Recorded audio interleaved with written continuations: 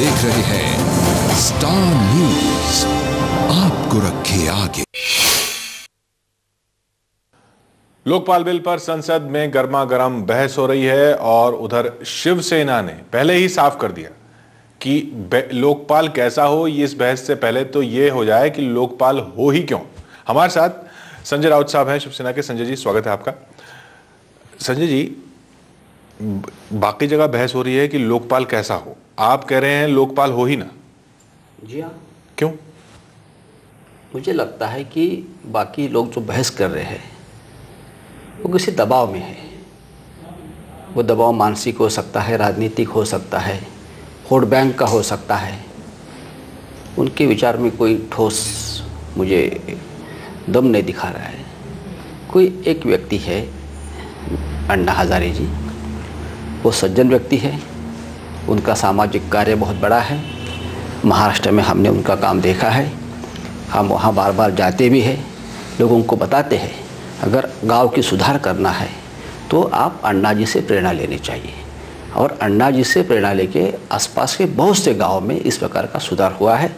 फिर जल संधारण का हो या और किसी भी तरह का, जो खेती का हो या पानी का हो या व्यसन मुक्ति का हो, जो वहाँ पूरा गांव जो नशे से मुक्त किया है, ये बहुत से काम अन्ना जी ने अच्छे किए हैं। अच्छे अच्छे कानून बनाने के लिए हमें महाराष्ट्र में प्रेरणा दी है और हम उनका पूरा आदर करते हैं। लेकिन जब देश की बात आती है, देश चलाने की बात आती है, तो एक बात बाला साहब जी, जो शिवसेना के सुप्रीमो है, शिवसेना प्रमुख बाला साहब ठाकरे जी, कि देश चलाने का काम चुने हुए लोग करेंगे।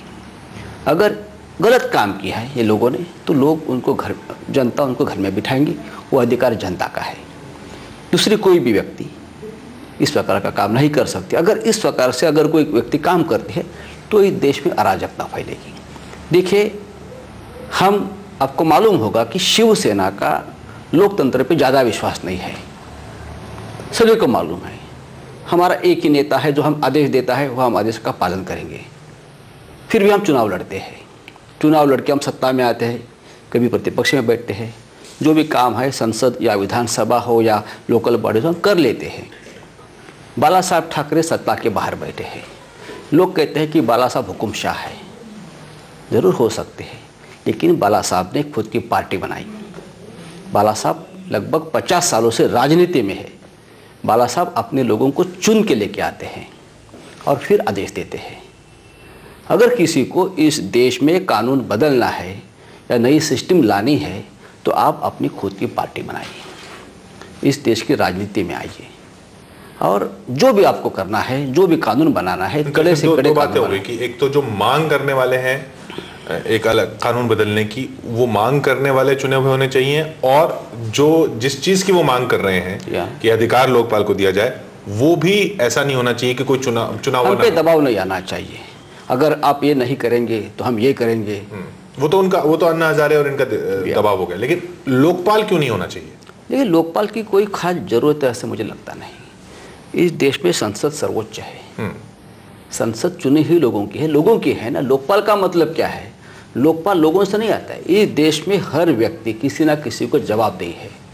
अगर आप न्यायालय की बात करें तो अगर एक हद न्यायमूर्ति हो, उसमें गलत काम किया है तो वो संसद के सामने खड़ा होता है, उसको जवाब देना पड़ता है। सौमित्र सिंह को हमने निकाल दिया, उसके पहले भी ऐसे बहुत सी घटनाएं हुई है। लेकिन जिस प्रकार से लोकपाल ये लोग बनाना चाहते हैं तो उससे देश को कोई फायदा नहीं। जो भ्रष्टाचार देश में है, जरूर है, और भ्रष्टाचार मिटाने के लिए भ्रष्टाचार इस देश में जरूर है। भ्रष्टाचार जिसने किया है वो पंडित नेहरू के जमाने से बड़े बड़े लोग अपने देखे हुए जेल में गए हैं। इस देश का कानून जो है किसी को छोड़ता नहीं। आप कह रहे हैं कि कानून जो है वो पर्याप्त है? कानून पर्याप्त है, उसमें बदलाव कर सकते हैं, सिस्टम में आप बदलाव कर सकते हैं। लेकिन इसीलिए सिर्फ एक लोकपाल आएगा और पूरी सिस्टम बदल जाएगी, ये जो भ्रम पैदा हो रहा है, ये भ्रम में कोई दम नहीं है। महाराष्ट्र में हमने इस प्रकार का काम किया। हमारी पार्टी रास्ते की पार्टी है, हम सड़क के ऊपर उतर के काम करते हैं। भ्रष्टाचार के खिलाफ हमने आंदोलन किया है। आखिर आंदोलन है लोगों का, यही सबसे बड़ा हथियार है। जैसे आप उपोषण करते हैं, ठीक है, हम आंदोलन करते हैं, हम रास्ते पे जाते हैं, हम भी जेल में जाते हैं। हमने बहुत बार जेल में जाने का काम किया है, सभी ने काम किया है।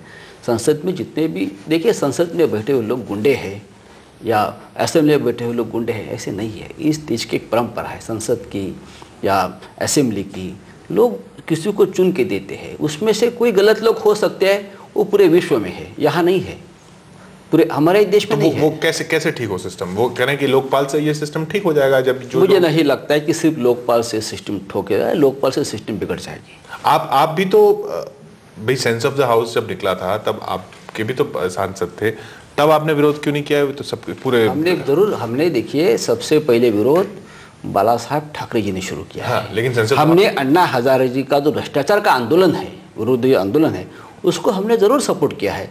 जब रामलीला मैदान पे अन्ना हजारे अनशन पे बैठे थे और 10 दिन हो गए तो हमें लगा कि ये गलत बात है कि एक 74 साल की व्यक्ति इस प्रकार से अनशन करता है और उसकी तबीयत खराब है। तो सबसे पहले बाला साहब जी का पत्र लेकर मैं गया था वहाँ जी। बाद में बाला साहब ने आदित्य ठाकरे जी को भेजा था कि अन्ना जी आप अनशन तोड़ दीजिए, जो भी बातें हैं भ्रष्टाचार, हम आपके साथ हैं, भ्रष्टाचार के खिलाफ लड़ने में हम आपके साथ हैं, आप जो भी आदेश दीजिए वो आदेश का पालन होगा भ्रष्टाचार के खिलाफ। लेकिन बात ऐसी है कि अगर देश चलाने की, बाला साहब ने क्या कहा है, लोकपाल अगर आप लाओगे तो नया गद्दाफी पैदा होगा इस देश में। आप गद्दाफी को निर्माण मत करिए, जिसके हाथ में हमारे याद अधिकार हो कुछ भी कर सकता है। अगर वो पागल हो गया गद्दाफी जैसा तो क्या हो सकता है आप देखिए। तो इस प्रकार की व्यवस्था इस देश में अस्थिरता और अराजकता निर्माण कर सकती है। तो अब यही बाला साहब की भूमिका है।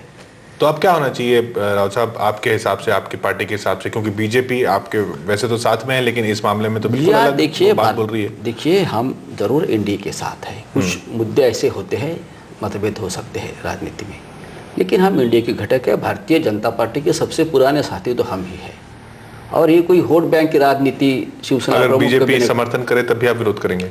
बाला साहब ने कुछ जाहिर किया है, ये कोई अभी तो अब होना क्या चाहिए? होना छुपी हुई बात नहीं है। जो हमारे मन को लगा, बाला साहब के जो कॉन्शियस को जो लगा है कि ये देश के खिलाफ है, राष्ट्रहित की बात नहीं है, तो बाला साहब किसी की परवाह न करते हुए एक बात कह देते हैं कि अगर ये बात होती है तो उसमें राष्ट्रहित नहीं है। सबसे पहले बाला साहब का जो एजेंडा होता है वो देश हित का होता है, राष्ट्रहित का होता है। फिर उसमें वो राजकीय फायदा या लॉस, उसका कोई बाला साहब ने कभी जिंदगी में विचार नहीं किया। आपका कदम क्या होगा? आपकी पार्टी का कदम क्या होगा? हमने तो खुला विरोध किया है, हिम्मत है हमें। देखिए लोग दबे आवाज में बोलते हैं कि ये शिवसेना वालों ने बहुत अच्छा किया है, ये बाला साहब की भूमिका बहुत अच्छी है, तो हम कहते हैं हम में हिम्मत है, बाला साहब में हिम्मत है। अगर आप में हिम्मत है तो आप बोलिए, ये दबे आवाज़ में मत बोलिए। सेंट्रल हॉल में या गली कुचे में बैठ के या ऑल पार्टी मीटिंग में या और किसी मीटिंग में जब हम खड़े होकर बोलते हैं कि हमारा विरोध है तो सभी लोग दबे, अच्छा है आपने अच्छा किया। अगर हमने अच्छा किया तो आप भी अच्छा करो। आप क्यों दबे हुए हैं? देश की बात है, देश हित की बात है, सिस्टम की बात है, लोकतंत्र की बात है, पार्लियामेंट की बात है। तो मुझे लगता है सत्य कहने में कोई हिचकना नहीं चाहिए, सत्य में वो जयते हैं। लेकिन अगर ये कदम आगे बढ़ा, ये कानून बनने वाला हुआ, तो आपके सांसदों का रोल क्या होगा? क्या नहीं, देखिए हमारे सांसदों का रोल जो है वो उस दिन बाला साहब तय करेंगे, उद्धव जी तय करेंगे, लेकिन हमने हमारी भूमिका सामने लाने की हिम्मत तो जुटाई है। आज बहुत से लोगों ने इस भूमिका को समर्थन दिया है, कुछ लोग बोलने लगे हैं, संसद में बोलेंगे, बाहर बोलेंगे, लेकिन 28 को 29 को क्या होगा उसी दिन पता चलेगा। बहुत बहुत शुक्रिया हमसे बात करने के लिए संजय जी। संजय राउत शिवसेना सांसद, जिनका कहना है कि शिवसेना ने खुलकर साफ कह दिया है कि वो इस तरह के लोकपाल का ही विरोध करते हैं। अब बाकी संसद को तय करना है। हालांकि 28-29 तारीख को शिवसेना के सांसद क्या करेंगे ये अभी भी साफ नहीं कर रहे संजय जी। देखते रहिए स्टार न्यूज।